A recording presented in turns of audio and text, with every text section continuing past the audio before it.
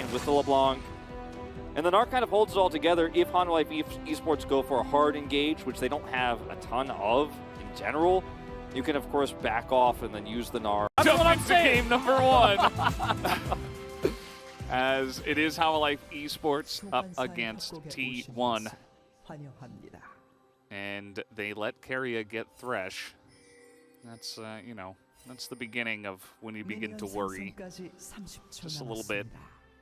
Blitzcrank is like the older, less utility model of Thresh, you know.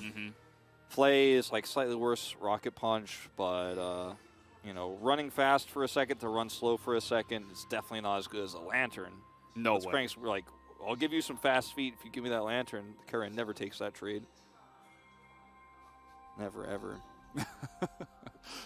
Is Flay better than Knockup? Honestly, it depends on how you use it, but I think Yeah. most of the time, yes. Obviously, Blitzcrank's hook is longer range. Yeah. And Blitzcrank's whole kit is just about, like, getting him hooked. I got the guy. I got the combo. Thresh has a lot of other plays that he can make. There's a lot more skill expression, I think. Yeah, whereas on Blitzcrank, it's like, you know, can I, like, walk in the right way to get this hook? This is seen, of course, the observers highlighting the ward that was placed there early, so they have a lot of information. Yeah, the Blitzcrank also is fairly one-dimensional, so it's easier to play around as long as you're not getting completely surprised. So in the early part of this matchup, can be very obnoxious as the Gwen. That's why this ward is here for Zeus, which will keep Dudu back. We'll hold the wave. Yeah, Sunbi is, I suppose, currently 18 years old.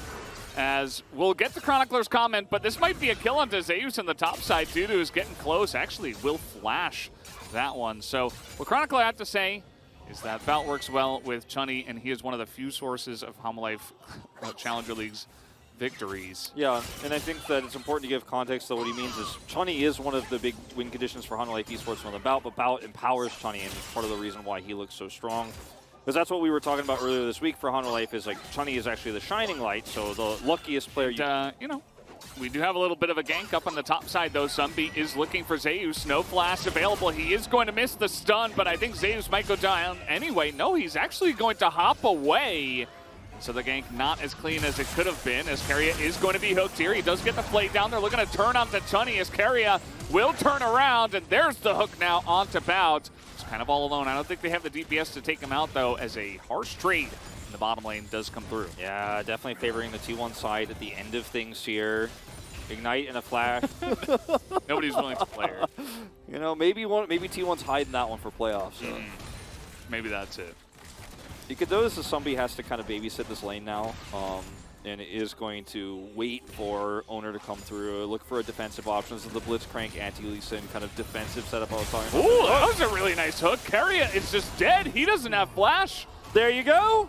Hey, if you can hit these hooks every time, if you can make this happen, this pick is insanely strong with the Viego who can follow up CC, the Gravitum that Chunny has, right? We talked about it earlier. He just had a little lapse there, and Bout was like, oh yeah, let's go for this, as the stun is going to land this time. It is Mega Gnar, so it is definitely more dangerous, and you can see that Sunbi and Dudu will, in fact, respect that.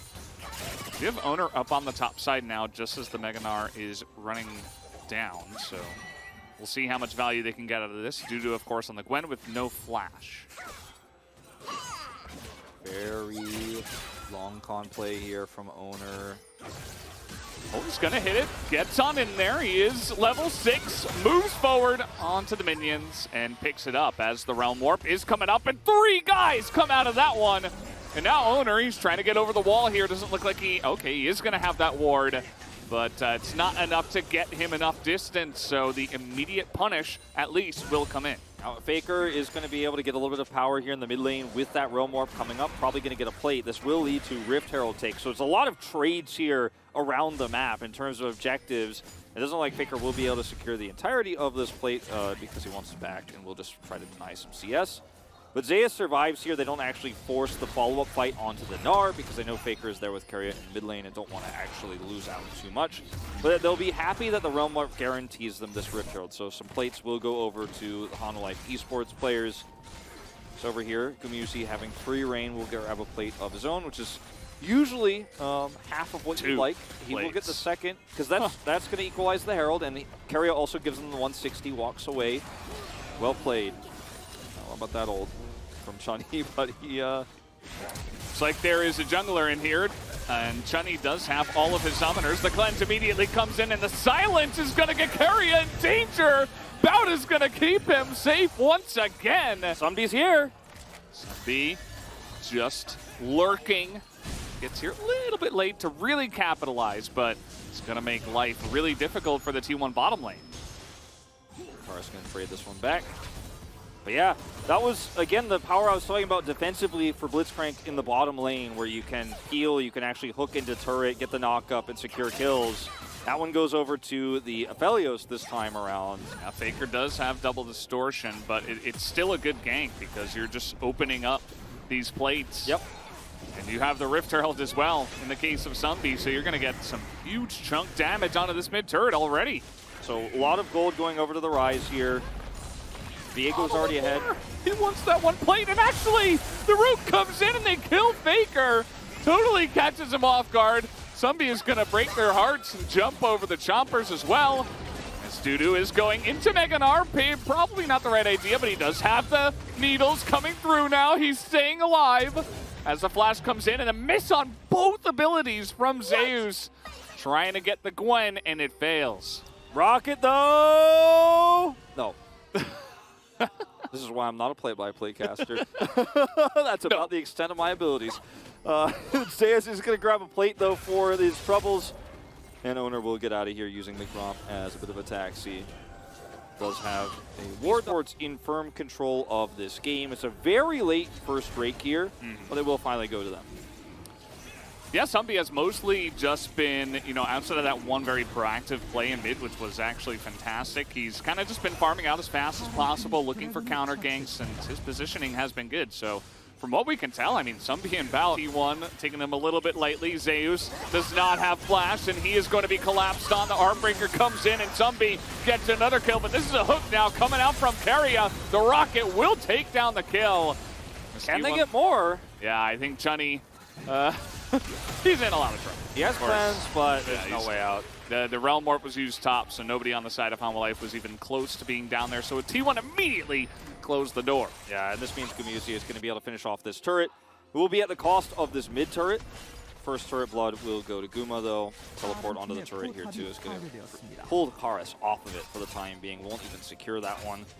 Still, HANWHA Life Esports in a nice amount of control over this game. Do have the first, gave him the opportunity to play it because it's dictated this mid game. It's a lot of damage as Bout is going to get the hook on a Lee Sin. Both LeBlanc and Lee Sin love playing into Blitzcrank because you just have so much mobility. And we did see that there. As Bout got the max range hook, he was going for Faker and he found Lee Sin behind him. Still, there's a lot of pick potential here. If they can get the hook into the root, into explosive Aphelios damage. He's low range, but if you bring the enemies to him, he's going to have a great time. Also, Sunbee extremely fed. We'll be fine here. Doesn't have to Heartbreaker or anything. Okay, trying to bait him into this one. The stun does come into the wall as now, with the Q landing, due to no escape for him. And Owner and Zeus do convert very nicely onto that. The timing is really perfect as well, as the second Rift Herald is up. Second Rift Herald's up. They're already grouping for that. And yes, there was a hook there from Bout, but they were in a good position to actually try to punish that right before and then convert what was a hook escape into a collapse onto the top side due to off of the map now. And you can see Karis forced to sit under the turret, defend top side, which opens up mid. And Owner could just take the Rift Herald by himself. T1 just really trying to hold on to Karis knew that he was backing in that brush. Got that information. 3v1. Faker is nearby, but the flash will come in, and that's a trade he'll take any day of the week as Bout. Faker trying to set this one up, forces the flash out of Chunny now. As T1, you see they're taking this one very seriously, as they are going to now take out Bout.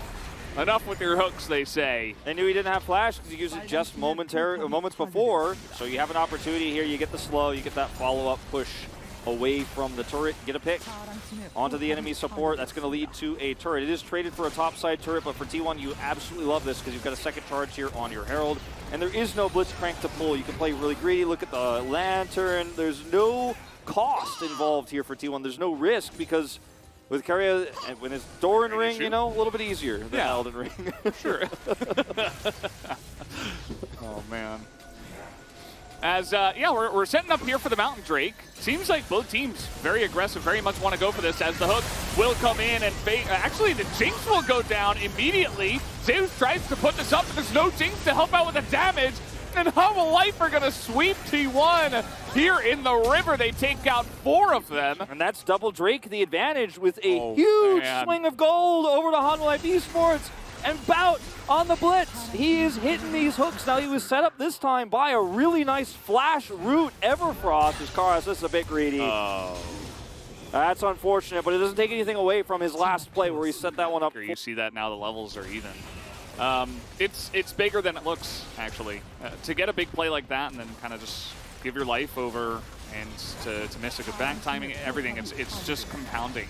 And the 6-0, Viego just had to run all the way away as T1, I think their macro is just getting a bit ahead of them as no Brute will come in. And actually nobody dies on the side of HANWHA Esports. So they were scrambling. They're like panicking, but everybody gets out. Everybody gets out. Realmorph is on cooldown, which is pretty massive for T1. They hook over the wall. It looks like Dudu just walks into a very unfortunate situation.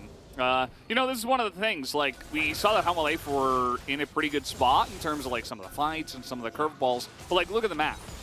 The division is not there. They have 0, well, I guess there's 1 control ward in their own blue side, or rather in their own red buff jungle, right? Like, there's not a lot of setup here for the side of HANWHA, as they are going to get some vision here with the Realm Orb. But again, it is 4v5. Faker over the wall trying to stop Sunbi from getting in here as the hook will go down onto Karas. He is pretty scary, but that is a big gnar. He is going to go down, though. Faker does get the revenge onto the Aphelios, and down will go Viego as well. So that is a huge shutdown onto Gumayusi as we're zooming all the way out into the stratosphere here as Dudu now returns with the teleport. He is getting a lot of damage done.